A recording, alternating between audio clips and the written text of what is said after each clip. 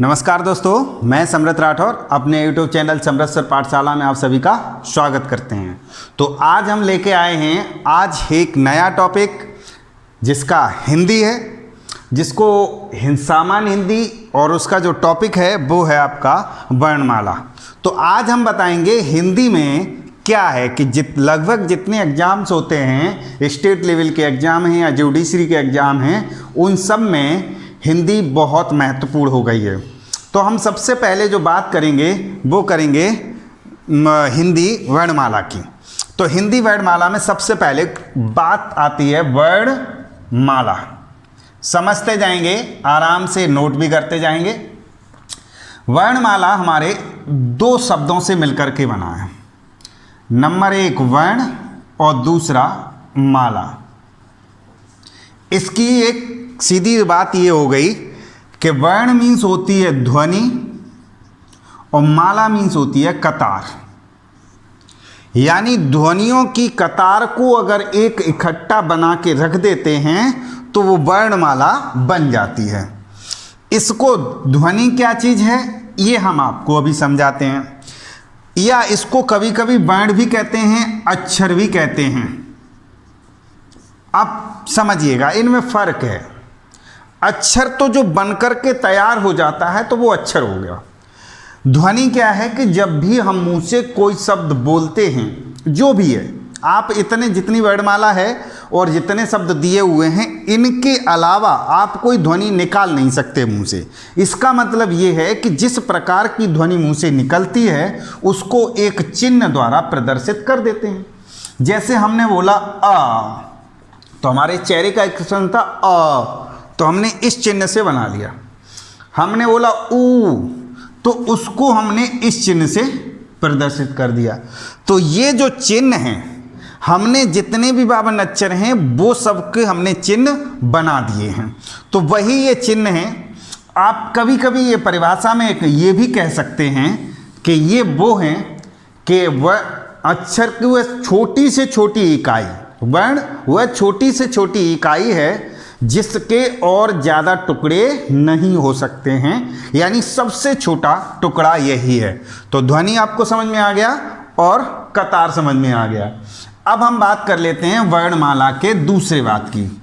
तो वो क्या थी? वर्णमाला का हमने दूसरा भाग लिया। तो यहाँ से हम ऐसे नहीं करेंगे, यहाँ से करेंगे ऐसे। तो सबसे पहले इसके 3 भाग कर लेते हैं। नंबर 1 करते हैं स्वर, नंबर 2 व्यंजन और नंबर 3 अयोगभाव। अयोगभाव हमारे वर्णमाला के 52 अक्षर होते हैं। इन 52 अक्षर में 3 श्रेणी हैं, स्वर, व्यंजन और अयोगभाव। तो स्वर की गिनती हमने यहाँ पर लिख दी 11, यहाँ पर लिख दिया 33 और यहाँ पर लिख दिया 2। आप जब पढ़ते हैं तो आपके जो अयोगवा है वो अलग नहीं लिखा होता, स्वर और व्यंजन ही दिए होते हैं, तो उसको 11 + 2 भी लिखा जाता है। अब वो कैसे अलग है, क्या अलग है, उसकी चर्चा अभी हम करेंगे आपके साथ। तो पहले समझ लेते हैं स्वर। तो स्वर क्या है? अ, आ, ई, उ, और ऋषि। ए, आए, ओ, औ। अब आप सारे वर्ड ऐड करके देखो, 2, 4, 6, 8, 10 और 1 11।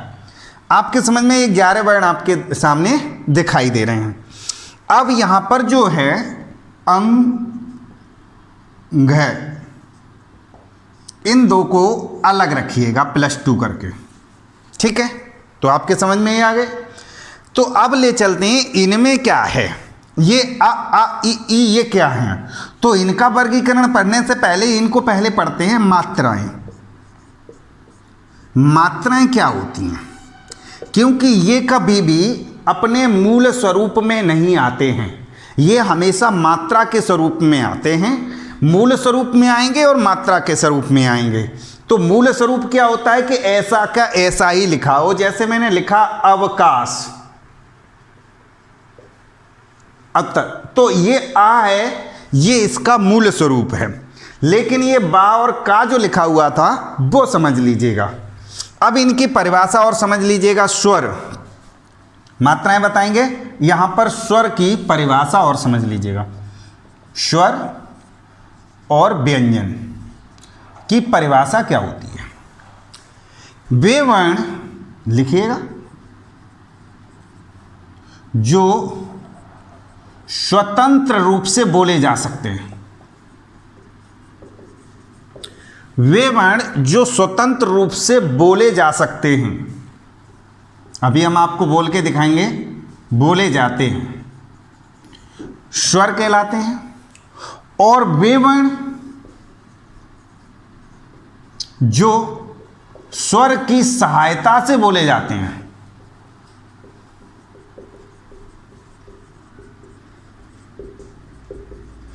वे वर्ण जो स्वर की सहायता से बोले जाते हैं वे व्यंजन कहलाते हैं। अब क्या है, अब समझते हैं कि ऐसा कैसे है। तो हमने अ बोला, हमें कोई रुकावट नहीं हुई, उ बोला, कोई रुकावट नहीं हुई। तो ये तो हो गए हमारे स्वर। अब व्यंजन क्या है, एक उदाहरण लेते हैं, क। ये क लिखा हुआ, तो हम क को कभी क पढ़ नहीं सकते। अगर क हमने पढ़ा है और इसमें से अ निकाल दें तो पढ़ना ही मुश्किल हो जाएगा। जैसे इसका सही जो रूप है वो ये है, क हलंत और प्लस अ। ये चा की बात करते हैं तो च का असली रूप है च हलंत प्लस अ। अगर हम इसे आ निकाल दें तो पॉसिबल नहीं है कि इसको बोला जा सके। अब हमें इंग्लिश में बोल के देखते हैं। जब हम क लिखते हैं तो के ए लिखा होता है, ए दिखाई दे रहा है। चा बोलते हैं तो सी एच ए लिखा होता है। अब इसमें से इसे अगर हटा दें तो हमें तकलीफ होगी, तब वो हमारा मूल स्वरूप है और मूल स्वरूप को हम बोल नहीं पाएंगे। यानी क बोलने के लिए मुझे किसी स्वर की ज़रूरत होगी। ज़रूरी नहीं है कि आ की ही ज़रूरत हो, हम इसको बोलने के लिए किसकी ज़रूरत भी कर सकते हैं, किसी अन्य स्वर की भी ले सकते हैं। जैसे हमने लिखा की और फिर लिखा की, ऐसे करके कोई सा भी ले सकते हैं।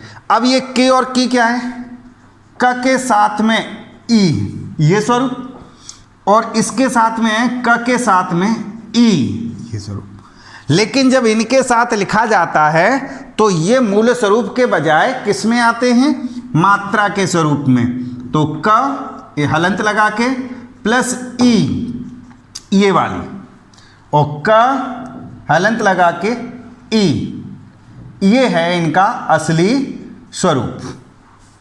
ठीक, अब ऐसे करके नहीं लिखा जाता बल्कि ऐसे करके लिखा जाता है। तो ये तो हो गया आपका बोलने का और लिखने का तरीका। अब हम बात कर लेते हैं, तो ये तो हो गए। आपने कभी शायद आपने तो नहीं पढ़ा हो, पुराने ज़माने में 12 खड़ी चलती थी। 12 खड़ी क्या होती है, उसका एक उदाहरण तुम्हें बता देते हैं। एक ही उदाहरण लूँगा बस। जैसे लिखा होता है क, का, की, कु, के, कई, कंग, को, कौ, कौ, कंग, कै, ऐसे लिखा होता था। तो ये जो तरीका था आप देखेंगे 12 ऐसे करके आपको दिखाई दे रहा होगा, 2, 4, 6, 8, 10 और 12, इसीलिए इनको 12 खड़ी। हाँ, तो ये लिखते थे 12 खड़ी। तो ये 12 खड़ी आपको समझ में आया। तो यहाँ पर लिखते हैं 12 खड़ी हो गई। तो ये हमारा 12 ऐसे हुआ करते थे, एक इसी शब्द के लिए नहीं, चाका चलती थी ऐसे ही चा और फिर का, खा, गा, नहीं चा क्यों कहेंगे, ख, फिर ग, ऐसे सब की चलती थी। तो उससे क्या था, तो इनसे मात्राओं का ज्ञान होता था। अब हम आपको इधर मात्राएं बताते हैं। जैसे आ है, आ की जो मात्रा लगती थी हमारे साथ वो कोई मात्रा नहीं होती है, सीधी सीधी जो होता है वो बिना मात्रा के ही होता है। इसके साथ में एक पाई के साथ में एक डंडा लगा होता है। इसके साथ में क्या होती है, एक जो मात्रा है वो उसके पीछे से आती है, यानी आगे से, यानी लेफ्ट साइड से। ई की मात्रा सामने से आती है। ऊ की मात्रा कुछ इस प्रकार से होती है, बड़े ऊ की मात्रा इस प्रकार से होती है। ऋषि को ऐसे करके लिखा जाता है, जैसे कृष्ण वगैरह जो लिखते हैं। ए की मात्रा हम ऐसे कहते हैं, एक सुरेखा खींची और उसके ऊपर एक, इसके पीछे दो, और यहाँ पर रेखा से डंडा एक और यहाँ पर दो, और ऐसी प्रकार से ये बिंदी, और इसकी प्रकार से यहाँ पर लिख देते हैं बिंदी, और यहाँ पर लिख देते हैं विसर्ग। इसमें दो स्वरूप होते हैं। एक होता है, इसको भी हम थोड़ा सा क्लियर कर लेते हैं, एक स्वरूप होता है बिंदी और एक स्वरूप होता है चंद्र बिंदी। तो समझ लेंगे, बिंदी सिर्फ जो होती है वो संस्कृत भाषा में इस्तेमाल, वो संस्कृत और हिंदी दोनों में इस्तेमाल होती है, और चंद्र बिंदी सिर्फ हिंदी में इस्तेमाल होती है। तो जब अयोगवाह का हम वर्णन करेंगे तब हम आपको ये बताएंगे। तो आपको शायद मात्राएं समझ में आ गई होंगी। हम आपको पूरा एक बार ओवरव्यू करते हैं, कहीं ऐसा ना हो खिचड़ी पक जाए। वर्णमाला हमारी बात समझ में आ गई। उसके वर्णमाला के दो भाग हुए, स्वर और व्यंजन। एक अयोगवाह अलग होता है, तो 11 स्वर हो गए, 33 व्यंजन हो गए, 2 अयोगवाह हो गए। इनकी मात्राएं हमने देख ली, आ से लेकर के अंगे तक इस प्रकार से मात्राएं चढ़ती हैं। बिना इनकी मेन परिभाषा हो गई, स्वर वे हैं जो स्वतंत्र रूप से बोले जाते हैं, उनको स्वर कहते हैं। जो स्वर की सहायता से बोले जाते हैं उन्हें व्यंजन कहते हैं। एक बोल के दिखाया, क को क प्लस अ लिखते हैं, च को च प्लस अ लिखते हैं। तो इतनी बात हमें समझ में आ गई कि ये तो था हमारा स्वर का ये। अब इसके अंदर हमारे पास क्या चले, ये तो पूरा एक वर्णमाला का वर्णन हो गया। अब इसके अंदर जो चलते हैं स्वरों का वर्गीकरण हम करते हैं। तो स्वर हमारे 3 प्रकार से मिलेंगे, उनका वर्गीकरण हम देख लेते हैं। मिटा दें इसको, हाँ, तो यहाँ पर इसको मिटा देते हैं। नंबर 1, अब ले चलते हैं स्वरों का वर्गीकरण। स्वरों का वर्गीकरण नंबर 1। अब स्वरों का वर्गीकरण किस तरीके से है? नंबर 1 उच्चारण के आधार पर, नंबर 2 जीव के आधार पर, और नंबर 3 ओष्ठ के आधार पर। अब देखेंगे यहां पर उच्चारण के आधार पर, उच्चारण के आधार पर, नंबर 2 जीव के आधार पर, और नंबर 3 ओष्ठ के आधार पर। ओष्ठ मतलब होता है होठ के आधार पर। अब 3 हो गए। अब 3 को कैसे कैसे पढ़ा जाएगा अब वो आप समझ लेंगे पहले। अब पहले पढ़ेंगे हम उच्चारण के आधार पर। तो पहला नंबर हमने डाला 1, यहां पर डाल देते हैं उच्चारण। उच्चारण के आधार पर यहां पर लेते हैं सबसे पहले एक ह्रस्व स्वर, नंबर 2 लेते हैं दीर्घ स्वर, और नंबर 3 लेते हैं प्लुत स्वर। अब समझिए, ह्रस्व स्वर को लघु स्वर भी कहते हैं। ह्रस्व स्वर को लघु स्वर भी कहते हैं, दीर्घ स्वर भी कहते हैं, और प्लुत स्वर भी कहते हैं। अब यहां पर अगर हम देखते हैं कि लघु स्वर क्या है, ह्रस्व स्वर क्या है, यहां पर यह है कि जब बोलने के लिए हमें कम आवाज देनी पड़ती है, कम ताकत लगानी पड़ती है, यानी कम की जरूरत पड़ती है। बोलने के लिए कितनी सांस की जरूरत पड़ती है? कम। तो उसके लिए कहते हैं ह्रस्व स्वर। अब हमें दीर्घ स्वर, जब हमें ज्यादा जरूरत पड़ती है तो उसको कहते हैं दीर्घ।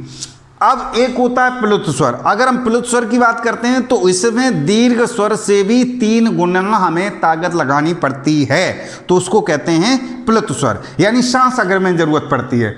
तो पहले देख लेते हैं इसमें क्या है ह्रस्व स्वर में, अ, ए, ओ और रेर। अब हमने इतने झटके से क्यों बोला? ताकि आपको मालूम पड़ जाए। हमें कम जोर लगाना पड़ रहा है, कम जोर लगाना पड़ेगा तो ह्रस्व छोटा है। अब इसके बाद दीर्घ स्वर क्या है? दीर्घ स्वर वो हैं जिनको लेने के लिए हमें ज़्यादा श्वास की ज़रूरत पड़ती है। जैसे अब हमारे पास एक तो बड़ा आ बचा, बड़ी ई बची, बड़ा ऊ बचा, ए बचा, बड़ी ए बची, ओ और बड़ा ओ। इतने हो गए हमारे दीर्घ स्वर।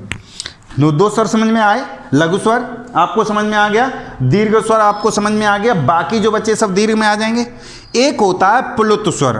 प्लुत स्वर होता है कि किसी को पुकारने के लिए, किसी को पुकारने के लिए जो हमें एक जरूरत पड़ती है स्वर की, वो हम कहते हैं प्लुत स्वर, जिसका एक चिन्ह भी होता है, प्लुत चिन्ह भी कहते हैं, एस बना होता है, प्लुत चिन्ह। अब हम एक बार लगा के दिखाते हैं। जैसे आपने कभी बोला ओम, ये होता है। बुलाया राधा, राधा, तो ये जो इस प्रकार के हैं, मोहन, तो एक लंबी सी आवाज जो लगती है उसको इस यानी 3 गुना आवाज ज़्यादा जरूरत पड़ती है। किसकी? दीर्घ स्वर से भी 3 गुना में ज़्यादा श्वास की जरूरत पड़ती है, तो इसको कहते हैं हम प्लुत स्वर। तो आपको समझ में आया, उच्चारण के आधार पर हमारे पास ह्रस्व स्वर हो गया, दीर्घ स्वर हो गया, प्लुत स्वर हो गया। इसमें से यही पूछ लिया जाएगा, निम्नलिखित में से कौन सा ह्रस्व स्वर है या कौन सा ह्रस्व स्वर नहीं है। निम्नलिखित में से प्लुत स्वर कौन सा है, निम्न शब्दों में कौन सा प्लुत स्वर है, कौन सा दीर्घ स्वर है, इस प्रकार से क्वेश्चन बनेंगे आपके। अब हम आपको दूसरे वाले पे ले चलते हैं, जीव के आधार पर।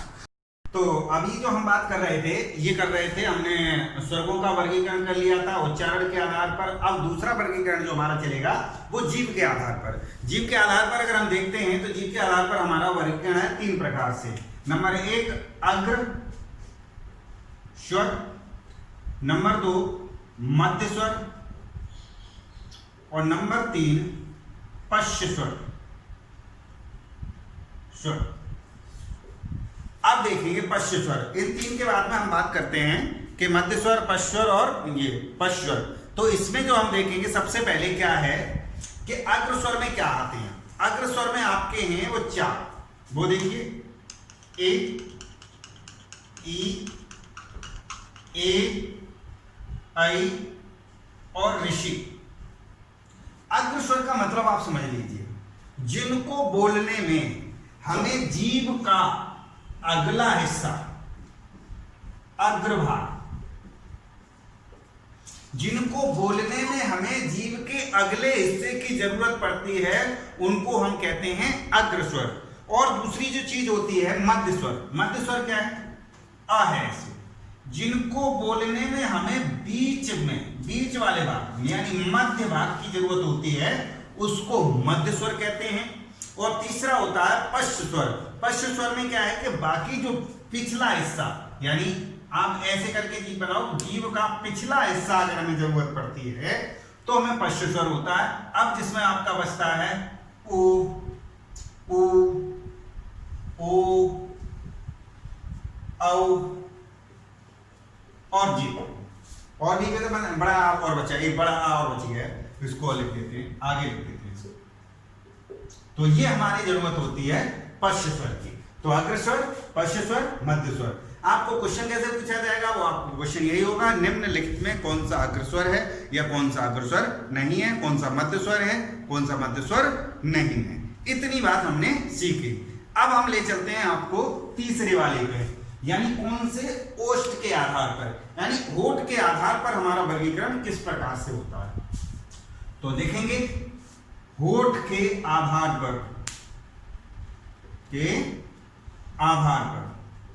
होठ के आधार पर अगर हम देखेंगे तो नंबर 1 आवृत्तमुखी, मुखी स्वर, और एक होता है वृत्तमुखी स्वर। अब समझिए आवृत्तमुखी और वृत्तमुखी। आवृत्तमुखी एक ऐसे हैं, पहले वृत्तमुखी समझ लो, अपने आप समझ में आ जाएगा। ऐसे वृत्तमुखी, ऐसे स्वर जिनको बोलने में हमारे होठ गोल हो जाएं, हमारे होठ गोल हो जाएं, उनको वृत्तमुखी कहते हैं। जैसे ऊ, ऊ, ओ, औ। अब आप हमारी शक्ल देखेंगे थोड़ी सी, ऊ, ओ, औ, ओ। ये जो हमारे होठ कैसे हो रहे हैं, गोल हो रहे हैं। अब इनके अलावा जरा हम देख लेते हैं तो हमारे पास क्या बचता है, अ, आ, ए, ई, आई और ऋषि। तो इनमें बोलने में हमारा मुख जो है गोल नहीं हुआ, जबकि नीचे वाले बोलने में हमारा होठ गोल हो गया। तो यहां पर ऐसे लगा दो, गोल होता है तो वृत्तमुखी और गोल नहीं होता है तो अवृत्तमुखी होते हैं। तो इतना हमने आपको इसके आधार पर बता दिया, वृत्तमुखी के आधार पर। क्वेश्चन सीधा आपसे पूछा जाएगा, कौन सा वृत्तमुखी है, कौन सा अवृत्तमुखी है, ये आपसे पूछ लिया जाएगा। तो ये हमने आज जो एक टॉपिक क्लियर किया है, सामान्य हिंदी के स्वरों का वर्गीकरण। पहले आपको वर्णमाला के फैक्टर बताए, उसमें स्वर बताया, व्यंजन और अयोपा, ये सारी चीज बताने के बाद अब हमने आपको स्वरों का वर्गीकरण बता दिया। इतने इस टॉपिक में तो हम इतना ही रखेंगे। अब आपको हम नए वीडियो में मिलेंगे व्यंजन का वर्गीकरण। व्यंजनों का वर्गीकरण कैसे होता है वो हम आपको पूरा अगले वीडियो में बताएंगे। तो आज के लिए हम इतना ही। अपना और अपनों का ख्याल रखें। आपने अगर हमारा चैनल सब्सक्राइब नहीं किया है तो चैनल सब्सक्राइब कर लें, शेयर करते रहें, और जो भी हमारे प्रॉब्लम है, जो भी है, वो अपना कमेंट में आप बताते रहें। और ये सब चीज़ें अपना और अपनों का ख्याल रखें। धन्यवाद।